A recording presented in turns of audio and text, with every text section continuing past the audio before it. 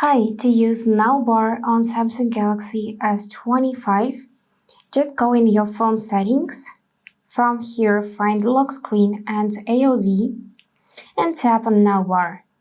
So this is the list of apps which you can use with Now Bar. Just tap View More and make sure to enable all of them if you wanna use it. So you can make notifications for ongoing activities more visible. Live notifications will appear on the lock screen, on the status bar, and at the top of the notification panel. So basically, it kind of reminds me of Dynamic Island on iPhones, but at the bottom of the screen. Also, you can enable Now Brief to get a personalized preview with suggested content and actions that change throughout the day. And make sure to enable Media Player and Current Mode as well.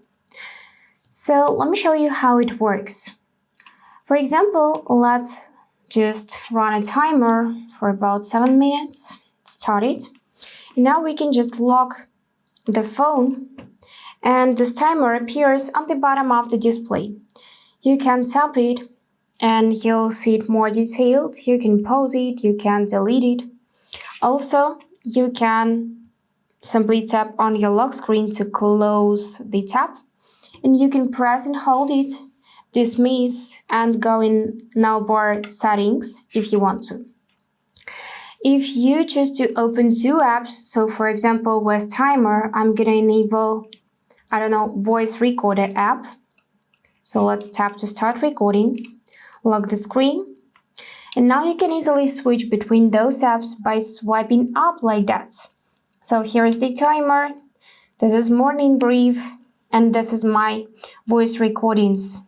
I can also press and hold it, dismiss, visit Now Bar settings, and tap on lock screen to close the tab. Tap it once to dismiss, stop, and pause. So that's basically it, how you can use Now Bar on Samsung Galaxy S25.